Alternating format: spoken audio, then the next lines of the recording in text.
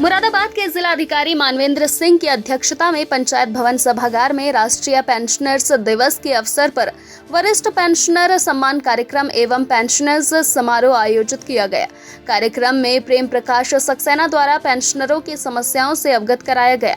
इस अवसर पर जिलाधिकारी ने 70 वर्ष से ऊपर 6 पेंशनरों को शॉल ओढ़कर एवं मोमेंटो देकर सम्मानित किया। जिलाधिकारी ने कहा कि पेंशनरों की समस्याओं को लेकर यह कार्यक्रम आयोजित किया गया है तथा प्राथमिकता के स्तर पर पेंशनरों की समस्याओं को सुनकर गुणवत्ता पूर्वक समस्याओं का निस्तारण करने के निर्देश दिए गए हैं। जिलाधिकारी ने पेंशनरों से कहा कि यदि आपको कोई पेंशन संबंधी समस्या है तो हमारे कार्यालय में आकर बता सकते हैं। हमारे टेलीफोन नंबर पर भी समस्या से अवगत करा सकते हैं और हमारा प्रयास रहेगा समस्या का समाधान जल्द से जल्द किया जाए। कार्यक्रम में अपर निदेशक कोषागार BN Jha, joint commissioner industries Yogesh Kumar, मुख्य कोषाधिकारी रेणु बौद्ध, CMS संगीता यादव, मुख्य पशु चिकित्सा अधिकारी डॉक्टर अनिल कंसल, SOC चकबंदी, जिला प्रोबेशन अधिकारी श्याम रस्तोगी सहित वरिष्ठ पेंशनर तथा अधिकारीगण उपस्थित रहे। कार्यक्रम में जिलाधिकारी मानवेंद्र सिंह ने सभी सेवानिवृत्ति कर्मचारियों को सम्मानित किया और साथ ही कहा है कि जो समस्याएं आपने मुझे लिखित रूप में दी हैं, उन समस्याओं को प्राथमिकता के आधार पर समाधान करने के लिए काम किया जाएगा। जिलाधिकारी ने कार्यक्रम को संबोधित करते हुए कहा, पेंशनर्स की समस्याओं को लेकर ये जो कार्यक्रम आयोजित किया जाता है वह एक प्रकार से हमारे उन कार्यक्रमों का जो कि इसके लिए माननीय मुख्यमंत्री जी को प्राथमिकता की बात कहते हैं कि हमें जन समस्याओं की सुनवाई प्राथमिकता के आधार पर करनी चाहिए। इस तरह के निर्देश हम लोगों के पास हमेशा रहते हैं और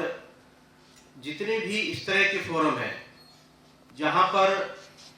लोग अपनी सामूहिक रूप से अपनी शिकायत दर्ज कराते हैं या उनकी शिकायतों के समझ के लिए ऐसे कार्यक्रमों का आयोजन किया जाता है, तो मैं हमेशा उसको वरीयता प्रदान करता हूं, क्योंकि यदि हम ऐसे कार्यक्रमों को तरजीह देंगे या उन कार्यक्रमों में जो बातें आती हैं यदि उनका समझ उसी समय करेंगे,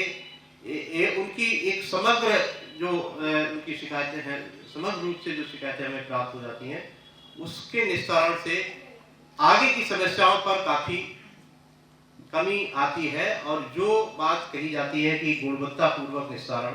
गुणवत्तापूर्वक समस्याओं का समाधान, वह भी इसी संदर्भ में काफी मौजूद है। पेंशनर्स की समस्याओं को लेकर मेरा ये चौथा जनपद है बतौर जिलाधिकारी और मैं देख रहा हूँ कि यहाँ पर बहुत कम समस्याएं हैं। जो बिंदु आपने रेज किए हैं बहुत कम है। CTO मैडम को मैं 1 माह का समय दे रहा हूँ कि वो इन सभी बिंदुओं पर समीक्षा कर लें और जहाँ पर भी दिक्कत है उनसे बात कर लें और इसके बाद उसका निराकरण नहीं होता है तो 1 महीने के बाद हमें अपनी प्रगति बताएं और इसके पश्चात कहीं पर किसी हो सकता है कि स्वास्थ्य विभाग में कुछ दिक्कत है। ये दिक्कत स्वास्थ्य विभाग में सब जगह आती है, वहाँ पर कुछ बाबू लोग कुछ गड़बड़ किया करते हैं, इसकी वजह से ये जो मेडिकल रिइंबर्समेंट है वो ढंग से नहीं होते हैं, तो उस पर कोई ऐसी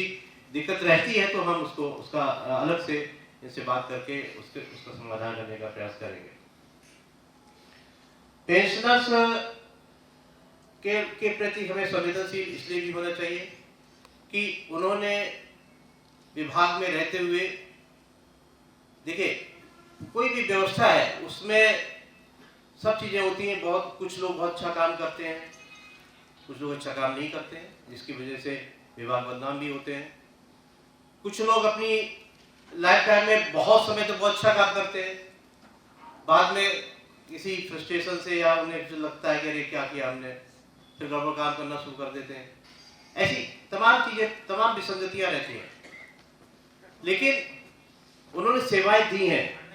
हमें इस चीज को एक्नॉलेज करना चाहिए। उन्होंने निरंतर सेवाएं दी हैं और अपने कुर्सी पर बैठे, अपने पटल पर रहते हुए उन्होंने बहुत से लोगों की समस्याओं का समाधान किया होगा। और ऐसा व्यक्ति इस समस्याओं से घिरा हुआ है, तो हमारे सिस्टम की एक तरह से फेलियर की बात की जा सकती है। जिसने हमें सेवाएं दी, अच्छा काम किया, मैं तो अच्छा काम कहूँगा इसको, कि जिसने निरंतर सेवा दी है। और इसके बाद पेंशनर का हकदारी है, उल्टा सीधा काम कर रहा हो तो सकता है जेल के सीटों के अंदर होता, या उसकी पेंशन की सुविधा से वंचित हो जाता। तो जिसको ससम्मान हमने रिटायर किया है, पेंशन जिसको मिल रही है, तो उस व्यक्ति की समस्या है तो हमें समाधान प्राथमिकता के आधार पर करना चाहिए, क्योंकि हम लोग ही जिस कुर्सी पर बैठे, कल हम लोग भी इसी जगह पर पहुंचेंगे। तो हमारे दिमाग में हमेशा इस बात को रहना चाहिए। और मैं तो लोगों से कहता भी हूँ, मैं हमेशा दिमाग में रखता हूँ कि कहीं पर भी हम जिस चीज की व्यवस्था हम दे रहे हैं, उस व्यवस्था में हमारे आसपास के लोग भी शामिल हैं। यदि मैं किसी के प्रति संवेदनशील नहीं हूं, तो फिर मैं भी कभी उसके सामने खड़ा होऊंगा, किसी व्यक्ति के सामने, या हमारे परिवारिक या हमारे मित्र, हमारे करीबी लोग। तो हमें कोई कभी ऐसा आचरण नहीं करना चाहिए कि जब हमें इस चीज का एहसास हो कि भाई हम जो सामने हम अपनी आज कुर्सी जिस पर बैठे हुए हैं, और उस कुर्सी पर बैठते हुए हमें हमसे जो अपेक्षाएं की करता है, शासन करता है, समाज करता है, उन अपेक्षाओं पर हमें खरे उतरने का ही प्रयास करना चाहिए।